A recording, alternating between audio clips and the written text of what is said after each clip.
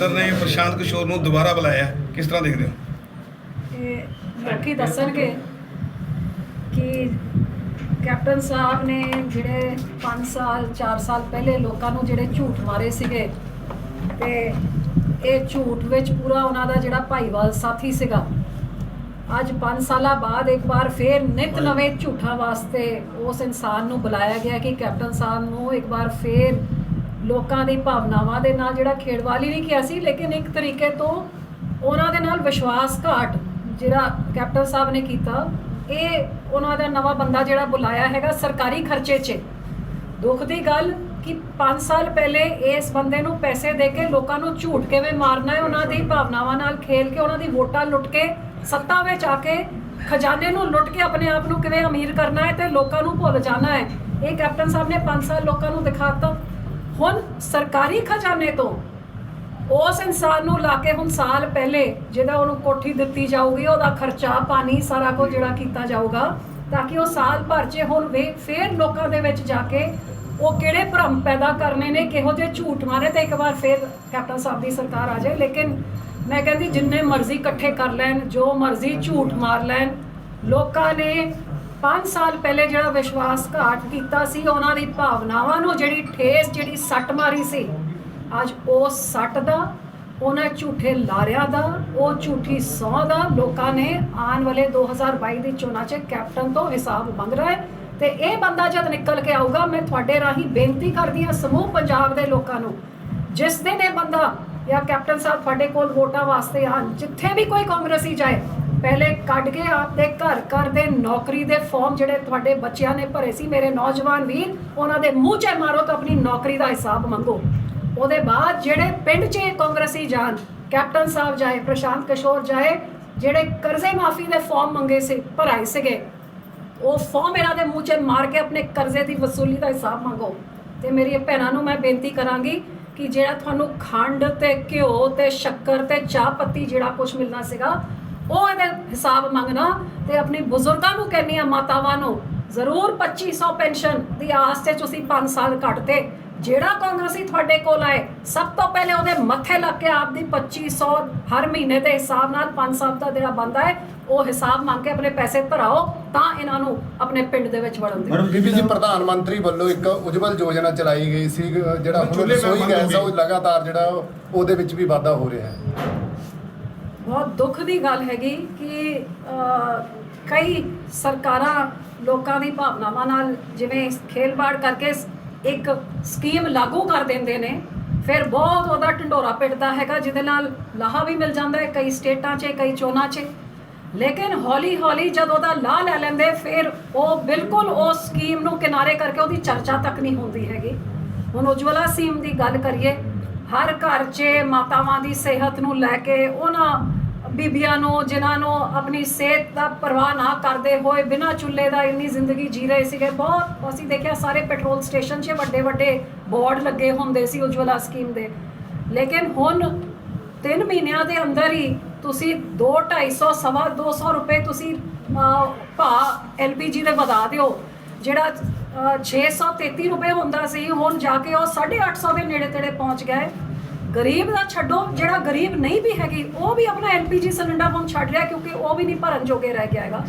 ਸੋ ਦੁੱਖ ਦੀ ਗੱਲ ਕਿ ਇਹ ਕੇਂਦਰ ਦੀ ਭਾਜਪਾ ਦੀ ਸਰਕਾਰ ਹੋਏ ਜਾਂ ਸੂਬੇ ਦੀ ਕਾਂਗਰਸ ਦੀ ਸਰਕਾਰ ਹੋਏ, ਅੱਜ ਜਿਵੇਂ ਪੈਟਰੋਲ ਤੇ ਡੀਜ਼ਲ ਦੇ ਭਾਅ ਅੰਤਰਰਾਸ਼ਟਰੀ ਲੈਵਲ 'ਚ ਕੱਚੇ ਤੇਲ ਦੇ ਘਟ ਰਹੇ ਨੇ, ਲੇਕਿਨ ਇਹ ਆਪਣੇ ਟੈਕਸ ਨੂੰ 19 ਕੀ ਵੀ ਘਟਾ ਕੇ ਨਹੀਂ, ਬਲਕਿ ਰੇਟਾਂ ਨੂੰ ਵਧਾ ਕੇ, ਟੈਕਸ ਦੀ ਵਸੂਲੀ ਹੋਰ ਵਧਾ ਕੇ ਲੋਕਾਂ ਦੇ ਜੇਬ ਤੋਂ ਪੈਸੇ ਕੱਢ ਰਹੇ ਨੇ। ਪਹਿਲੇ ਵੀ ਮੈਂ ਕਿਹਾ ਕਿ ਕੈਪਟਨ ਸਾਹਿਬ 100 ਰੁਪਏ ਮਗਰ 27 ਰੁਪਏ ਤਾਂ ਇਕੱਲੇ ਕੈਪਟਨ ਸਾਹਿਬ ਪੈਸੇ ਤੁਹਾਡੇ ਤੋਂ ਟੈਕਸ ਦੇ ਰਾਹੀਂ, ਵੈਟ ਦੇ ਰਾਹੀਂ ਕੱਢਦੇ, 27 ਰੁਪਏ 1 ਲੀਟਰ ਦੇ ਮਗਰ। ਜੇ ਇਹ 5-7 ਰੁਪਏ ਘਟਾ ਦੇਣ, ਕਿੰਨੀ ਵੱਡੀ ਰਾਹਤ ਤੁਹਾਨੂੰ ਮਿਲ ਜੂਗੀ। ਕਿਉਂਕਿ ਇਸ ਵਧਣ ਦੇ ਨਾਲ ਖਾਣ ਪੀਣ ਦੀ ਚੀਜ਼ਾਂ ਦੇ ਉੱਤੇ, ਤੁਹਾਡੇ ਕੱਪੜਿਆਂ ਦੇ ਉੱਤੇ, ਜਿਹੜੀ ਚੀਜ਼ ਬਾਜ਼ਾਰ ਤੋਂ ਖਰੀਦਦੇ ਹੋ, ਸਾਰੀ ਚੀਜ਼ਾਂ ਦੀ ਮਹਿੰਗਾਈ ਵੱਧਦੀ ਹੈ। ਜੇ ਮਾੜਾ ਜਿਹਾ ਘਟਾ ਦੇਣ, ਤੁਹਾਨੂੰ ਰਾਹਤ ਮਿਲ ਜੂਗੀ। ਤੇ ਜਿਹੜਾ ਤੁਹਾਡੇ ਤੋਂ ਵਸੂਲ ਕੇ ਖਜ਼ਾਨੇ ਵਿੱਚ ਭਰ ਰਹੇ ਨੇ, ਉਸ ਖਜ਼ਾਨੇ ਵਿੱਚੋਂ ਤੁਹਾਨੂੰ ਕਿਹੜੀ ਸਹੂਲਤ ਮਿਲ ਰਹੀ ਹੈ? ਤੁਹਾਡੇ ਪਿੰਡ 'ਚ ਜਾਂ ਸ਼ਹਿਰ 'ਚ ਕਿਹੜਾ ਡਿਵੈਲਪਮੈਂਟ ਦਾ ਕੰਮ ਹੋ ਰਿਹਾ? ਕੁਛ ਨਹੀਂ ਹੋ ਰਿਹਾ, ਇਕੱਲੇ ਤੁਹਾਡੇ ਪੈਸੇ ਲੁੱਟੇ ਜਾ ਰਹੇ ਨੇ। ਇਹਨਾਂ ਦੋਨਾਂ ਸਰਕਾਰਾਂ ਨੂੰ ਪਹਿਚਾਨੋ। ਜੇ ਲੋਕ ਪੱਖੀ ਸਰਕਾਰ ਨੇ ਤੇ ਲੋਕਾਂ ਦੇ ਵਿੱਚ ਹੋਰ ਕੁਝ ਬੋਲਣ ਤੋਂ ਪਹਿਲੇ ਕੇਂਦਰ ਤੇ ਸੂਬੇ ਦੀ ਸਰਕਾਰ ਘੱਟ ਤੋਂ ਘੱਟ 5-7 ਰੁਪਏ ਆਪ ਦਾ ਹਿੱਸਾ ਘਟਾ ਦੇ। ਵੀ ਭਾਈ ਜਥੇਬੰਦੀ ਵੱਲੋਂ ਚੋਣਾਂ ਦੇ ਵਿੱਚ ਅਕਾਲੀ ਦਲ ਦੀ ਕੀ ਪਰਫਾਰਮੈਂਸ ਰਹੂਗੀ? ਪਰਮਾਤਮਾ ਦੀ ਕਿਰਪਾ ਦੇ ਨਾਲ, ਲੋਕਾਂ ਦੇ ਆਸ਼ੀਰਵਾਦ ਦੇ ਨਾਲ ਮੈਨੂੰ ਪੂਰਾ ਭਰੋਸਾ ਹੈ ਕਿ ਜਿਸ ਤਰ੍ਹਾਂ ਦੇ ਪਿਛਲੇ 5 ਸਾਲਾਂ 'ਚ ਹਾਲਾਤ ਪੈਦਾ ਹੋਏ ਨੇ, ਜਿੱਥੇ ਕੇਂਦਰ ਦੀ ਸਰਕਾਰ ਨੇ ਕਈ ਇਹੋ ਜਿਹੇ ਕਦਮ ਚੱਕੇ ਜਿਹਦੇ ਨਾਲ ਲੋਕਾਂ ਨੂੰ ਬਹੁਤ ਵੱਡਾ ਨੁਕਸਾਨ ਹੋਇਆ। ਜੇ ਪਹਿਲੇ ਨੋਟਬੰਦੀ ਚੱਕੀ ਗਈ ਤੇ ਪਿਛਲੇ ਸਾਲ ਜਿਸ ਤਰ੍ਹਾਂ ਕਰੋਨਾ ਕਰਕੇ ਲੋਕਡਾਊਨ ਰਿਹਾ ਹੈਗਾ, ਅੱਜ ਹਰੇਕ ਇਨਸਾਨ ਔਖਾ ਹੈਗਾ, ਹਰੇਕ ਦਾ ਧੰਦਾ ਮਾੜਾ ਹੋਇਆ ਪਿਆ, ਹਰੇਕ ਦੀ ਆਮਦਨ ਵਿੱਚ ਵੱਡਾ ਘਾਟਾ ਆਇਆ ਹੈਗਾ। ਹੁਣ ਕਿਸਾਨ ਜਿਨ੍ਹਾਂ ਨੇ ਦੇਸ਼ ਨੂੰ ਬਚਾ ਕੇ ਰੱਖਿਆ ਸੀਗਾ, ਜਿੱਥੇ ਸਭ ਬੰਦ ਹੋ ਗਿਆ ਸੀ, ਅੱਜ ਕਿਸਾਨਾਂ ਨੂੰ ਵੀ ਸੜਕਾਂ ਤੇ ਇਹਨਾਂ ਨੇ ਰੋਲਤਾ ਹੈਗਾ। ਇਹ ਕੇਂਦਰ ਤੇ ਸੂਬੇ ਦੀ ਪੰਜਾਬ ਸਰਕਾਰ ਦੀ ਤਾਂ ਮਿਲੀ ਭੁਗਤ ਸੀਗੀ, ਕਿਉਂਕਿ ਕੈਪਟਨ ਸਾਹਿਬ ਨੇ ਜਿਹੋ ਜਿਹੇ ਕਾਲੇ ਕਾਨੂੰਨ ਬਣ ਰਹੇ ਸੀਗੇ 2019 ਦਾ ਉਹਨਾਂ ਦਾ ਹਿੱਸਾ ਹੋਣ ਤੇ ਕੋਈ ਪੈਰਵਾਈ ਨਹੀਂ ਕੀਤੀ, ਕਾਰਵਾਈ ਨਹੀਂ ਕੀਤੀ, ਬਲਕਿ ਮੇਰੇ ਉੱਤੇ ਉਂਗਲਾਂ ਚੁੱਕ ਰਹੇ ਨੇ ਕਿ ਮੈਂ ਉਹ ਸਰਕਾਰ ਦਾ ਹਿੱਸਾ, ਮੈਂ ਤਾਂ ਉਹ ਸਰਕਾਰ ਨੂੰ ਛੱਡਤਾ। ਜੇ ਮੈਨੂੰ ਕਿਹਾ ਗਿਆ ਕਿ ਕਾਨੂੰਨ ਚੰਗੇ ਨੇ ਤੇ ਜੂਨ ਦੇ ਮਹੀਨੇ ਚੰਗੇ ਕਿਹਾ ਤਾਂ ਲੋਕਾਂ ਨੇ ਜਦ ਮਾੜਾ ਦੱਸਿਆ ਤੇ ਜੁਲਾਈ ਦੇ ਮਹੀਨੇ ਤੇ ਲਿਖ ਕੇ ਦਿੱਤੀ, ਜਦ ਤਾਂ ਵੀ ਨਹੀਂ ਸੁਣਿਆ।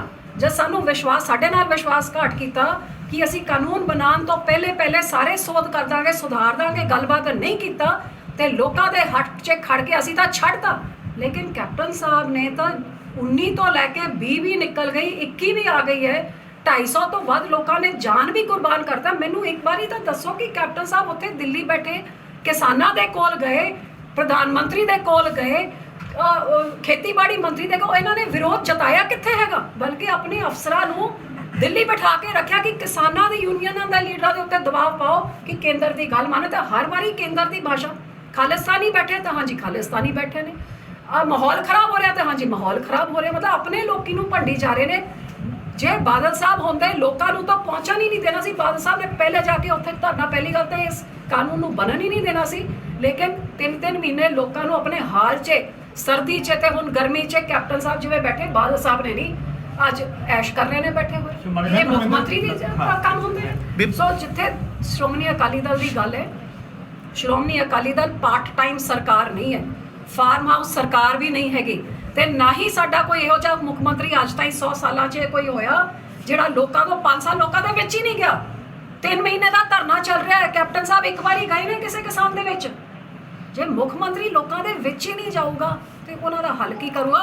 ਅਕਾਲੀ ਦਲ ਲੋਕਾਂ ਦੀ ਸਰਕਾਰ ਬਣਾਉਗੀ, ਲੋਕਾਂ ਰਾਹੀਂ ਬਣੂਗੀ, ਲੋਕਾਂ ਦੇ ਵਿੱਚ ਰਹੂਗੀ, ਲੋਕਾਂ ਦੀ ਦੁੱਖ ਤਕਲੀਫ ਨੂੰ ਦੂਰ ਕਰਨ ਵਾਸਤੇ ਦਿਨ ਰਾਤ ਮਿਹਨਤ ਕਰੂਗੀ ਤੇ ਲੋਕਾਂ ਦੇ ਵਿੱਚ ਰਹਿ ਕੇ ਬਾਦਲ ਪਿੰਡ 'ਚ ਕੋਈ ਆ ਕੇ ਸਾਨੂੰ ਮਿਲ ਸਕੇ। ਇਹ ਕੈਪਟਨ ਤਰ੍ਹਾਂ ਦੀ ਨਹੀਂ ਕਿ ਮੋਤੀ ਮਹਿਲ 'ਚ ਜਾਂ ਮਹਿੰਦਰ ਮਹਿਲ 'ਚ ਵੜ ਜਾਓ ਤੇ ਕੋਈ ਨੇੜੇ ਤੇੜੇ ਆਪ ਦਾ ਮੰਤਰੀ ਵੀ ਨਾ ਲੱਗ ਸਕੇ। ਲੋਕਾਂ ਨੇ ਤਾਂ ਢੀਂਡਸਾ ਜੀ ਨੇ, ਪਰਮਿੰਦਰ ਢੀਂਡਸਾ ਨੇ ਵਿਧਾਨ ਸਭਾ ਦੇ ਵਿੱਚ ਕੁਐਸਚਨ ਕੀਤਾ ਹੈਗਾ ਵੀ ਕਾਂਗਰਸ ਸਰਕਾਰ ਜਿਹੜੀ ਜਾਣਬੁੱਝ ਕੇ ਸ਼੍ਰੋਮਣੀ ਗੁਰਦੁਆਰਾ ਪ੍ਰਬੰਧਕ ਕਦੀ ਚੋਣਾਂ ਨਹੀਂ ਕਰਵਾ ਰਹੀ, ਕਿਉਂਕਿ ਜਿਹਦਾ ਇਲੈਕਸ਼ਨ ਕਮਿਸ਼ਨ ਲਾ ਗਿਆ ਉਹਨੂੰ ਆਫਿਸ ਨਹੀਂ ਦਿੱਤਾ ਜਾਂ ਉਹਨੂੰ ਸਟਾਫ ਨਹੀਂ ਦਿੱਤਾ। ਮੈਂ ਕੀ ਕਹਿਣਾ ਚਾਹੂੰਗੀ, ਕਿਉਂ, ਕੀ ਹੋ ਸਕਦਾ ਹੈ? ਇਹ ਤਾਂ ਉਹੀ ਜਾਣਦੇ ਨੇ ਜੀ ਜਿਹੜੇ ਸਵਾਲ ਪੁੱਛ ਰਹੇ ਨੇ ਕਿ ਕੀ ਹੋ ਰਿਹਾ ਹੈਗਾ। ਤੇ ਭਾਜਪਾ ਦੇ ਨਾਲ ਤਾਂ ਬੜੀ ਨੇੜਤਾ ਹੈ ਇਹਨਾਂ ਦੇ ਪਰਿਵਾਰ ਦੀ। ਉਹਨਾਂ ਪਦਮਾ ਵਿਭੂਸ਼ਣ ਵੀ ਦਿੱਤਾ ਹੈਗਾ ਤੇ ਬਹੁਤ ਕੁਝ ਉਹਨਾਂ ਦੇ ਇਸ਼ਾਰੇ 'ਚ ਉਹਨਾਂ ਨੇ ਕੀਤਾ, ਸਾਰੇ ਜਾਣਦੇ ਹੀ ਹੈਗੇ। ਤੇ ਇਲੈਕਸ਼ਨ ਜਿਹਨੇ ਕਰਾਣੀ ਹੈ ਜਾਂ ਕੇਂਦਰ ਨੇ ਕਰਾਣੀ ਹੈ, ਸੂਬੇ ਦੀ ਸਰਕਾਰ, ਦੋਨਾਂ ਦੇ ਨੇੜੇ ਹੋ ਗਏ। ਉਹਨਾਂ ਤੋਂ ਪੁੱਛ ਲੈ ਸਾਨੂੰ ਕਿ ਅਸੀਂ ਤਾਂ ਤਿਆਰ ਹੈਗੇ, ਲੋਕਾਂ ਦੇ ਵਿੱਚ ਸੱਚਾਈ ਦੇ ਨਾਲ ਜਾਵਾਂਗੇ। ਗਲਤੀਆਂ ਹਰੇਕ ਇਨਸਾਨ ਤੋਂ ਹੁੰਦੀ, ਜਿਹੜੇ ਕੰਮ ਕਰਦੇ ਉਹਨਾਂ ਤੋਂ ਗਲਤੀਆਂ ਜ਼ਰੂਰ ਹੁੰਦੀਆਂ ਨੇ, ਲੇਕਿਨ ਇੱਕ ਚੀਜ਼ ਮੈਂ ਜ਼ਰੂਰ ਕਹਿ ਸਕਦੀ ਹਾਂ ਕਿ ਡਟ ਕੇ ਠੋਕ ਕੇ ਕੰਮ ਕਰਦੇ ਆ, ਲੋਕਾਂ ਵਾਸਤੇ ਕਰਦੇ ਆ, ਆਪਣੇ ਸੂਬੇ ਨੂੰ ਅੱਗੇ ਲਿਜਾਣ ਵਾਸਤੇ ਕਰਦੇ ਆ, ਲੋਕਾਂ ਦੀ ਤਕਲੀਫਾਂ ਨੂੰ ਘਟਾਉਣ ਵਾਸਤੇ ਕਰਦੇ ਆ ਤੇ ਅੱਗੇ ਵੀ ਕਰਦੇ ਰਵਾਂਗੇ। ਜਦੋਂ ਵੀ ਲੋਕੀ ਮੌਕਾ ਬਖਸ਼ਣਗੇ, ਇਮਾਨਦਾਰੀ ਦੇ ਨਾਲ, ਮਿਹਨਤ ਦੇ ਨਾਲ ਪੰਜਾਬ ਦੇ ਹਾਲਾਤ ਨੂੰ ਸੁਧਾਰਨ ਵਾਸਤੇ, ਆਪਣੇ ਨੌਜਵਾਨਾਂ ਨੂੰ ਨੌਕਰੀਆਂ ਦਿਲਾਉਣ ਵਾਸਤੇ, ਆਪਣੇ ਕਿਸਾਨਾਂ ਦੀ ਤਕਲੀਫਾਂ ਘਟਾਉਣ ਵਾਸਤੇ, ਉਹਨਾਂ ਦਾ ਕਰਜ਼ਾ ਘਟਾਉਣ ਵਾਸਤੇ, ਵਿਕਾਸ ਤੇ ਤਰੱਕੀ ਵਾਸਤੇ, ਜਿੱਥੇ ਸਾਨੂੰ ਦਿਖਦੀ ਆ ਹਰ ਖੇਤਰ 'ਚ ਤੁਸੀਂ ਦੇਖੋ ਪੰਜਾਬ ਥੱਲੇ ਆ ਗਿਆ ਹੈਗਾ। ਆંકੜੇ ਦੇਖਾ ਜਾਏ ਤਾਂ ਨਾ ਨੌਕਰੀਆਂ 'ਚ, ਨਾ ਤਰੱਕੀ 'ਚ, ਨਾ ਡਿਵੈਲਪਮੈਂਟ 'ਚ, ਨਾ ਈਜ਼ ਆਫ ਡੂਇੰਗ ਬਿਜ਼ਨਸ 'ਚ, ਨਾ ਲੋਕਾਂ ਦੀ ਆਮਦਨ ਕਮਾਉਣ 'ਚ, ਤੇ ਨਾ ਹੀ ਜਿੰਨਾ ਸੂਬਾ ਲੋਕਾਂ ਦੇ ਉੱਤੇ ਖਰਚਦਾ ਹੈ। ਹਰੇਕ ਆંકੜੇ 'ਚ ਪੰਜਾਬ ਇੰਨੀ ਬੁਰੀ ਤਰ੍ਹਾਂ 5 ਸਾਲਾਂ 'ਚ ਥੱਲੇ ਆਇਆ ਕਿ ਇਤਿਹਾਸ 'ਚ ਪੰਜਾਬ ਇੰਨਾ ਥੱਲੇ 5 ਸਾਲਾਂ 'ਚ ਨਹੀਂ ਆਇਆ ਸੀਗਾ। ਅਸੀਂ ਕੋਸ਼ਿਸ਼ ਕਰਾਂਗੇ ਕਿ ਇਹਨਾਂ ਸਾਰਿਆਂ 'ਚ ਜਿਵੇਂ ਪਹਿਲੇ ਸੁਧਾਰ ਕੀਤੀ ਸੀ, ਇੱਕ ਵਾਰ ਫਿਰ ਵੀ ਸੁਧਾਰ ਕਰੀਏ। ਬੀਬਾ ਜੀ, ਜਿਵੇਂ ਰਾਜਨੀਤਿਕ ਪਾਰਟੀਆਂ ਵੱਲੋਂ ਕਾਂਗਰਸ ਨੂੰ ਘੇਰਿਆ ਜਾ ਰਿਹਾ ਵਾਅਦੇ ਪੂਰੇ ਕਰਵਾਉਣ ਲਈ, ਉੱਥੇ ਕਿਸਾਨਾਂ ਨੇ ਵੀ ਇੱਕ ਐਲਾਨ ਕੀਤਾ ਵੀ ਪੰਜਾਬ ਸਰਕਾਰ ਨੂੰ ਅਸੀਂ ਘੇਰਾਂਗੇ। ਇਸ ਤੋਂ ਬਾਅਦ ਕਿਵੇਂ ਦੇਖਦੇ ਹੋ? ਮੈਂ ਜ਼ਰੂਰ ਲੋਕਾਂ ਨੂੰ ਕਹਾਂਗੀ ਕਿ ਬਿਲਕੁਲ ਹਿਸਾਬ ਮੰਗਣਾ ਚਾਹੀਦਾ ਹੈ। ਜੇ ਤਾਂ ਹੀ ਮੈਂ ਤੁਹਾਨੂੰ ਕਿਹਾ ਕਿ ਜੇ ਨੌਜਵਾਨ ਤੁਸੀਂ ਕਿਸਾਨ, ਤੁਸੀਂ ਆਪਣੇ ਪਿੰਡ ਵਿੱਚ, ਆਪਣੇ ਵਾਰਡ ਵਿੱਚ, ਆਪਣੇ ਇਲਾਕੇ ਵਿੱਚ ਜੇ ਕਿਸੇ ਕਾਂਗਰਸੀ ਨੂੰ ਵੜਨ ਤੋਂ ਪਹਿਲੇ ਤੁਸੀਂ ਹਿਸਾਬ ਨਹੀਂ ਨਾ ਮੰਗੋਗੇ ਜੇ ਕਿਸਾਨ ਹਿਸਾਬ ਨਹੀਂ ਮੰਗਣਗੇ, ਜੇ ਘਰ ਘਰ ਨੌਕਰੀ ਦਾ ਹਿਸਾਬ, ਮੋਬਾਈਲ ਫੋਨ ਦਾ ਹਿਸਾਬ, ਸਾਡੇ ਨੌਜਵਾਨ, ਸਾਡੀ ਭੈਣਾਂ, ਸਾਡੇ ਬਜ਼ੁਰਗ ਆਪਣੇ ਪੈਨਸ਼ਨ ਦਾ, ਆਪਣੇ ਆਟੇ ਦਾਲ ਦਾ ਹਿਸਾਬ ਨਹੀਂ ਮੰਗਣਗੇ, ਫਿਰ ਤੁਸੀਂ ਇਹ ਸਿਆਸੀ ਪਾਰਟੀਆਂ ਨੂੰ ਹੁਣ ਇੱਕ ਫਿਰ ਉਹ ਜੁਮਲੇ, ਨਵੇਂ ਜੁਮਲੇ ਕੱਢਣ ਵਾਸਤੇ, ਬਣਾਉਣ ਵਾਸਤੇ ਆਇਆ ਹੈ। ਇਹ ਸਰਕਾਰਾਂ ਇਹ ਕੁਝ ਕਰਨਗੀਆਂ।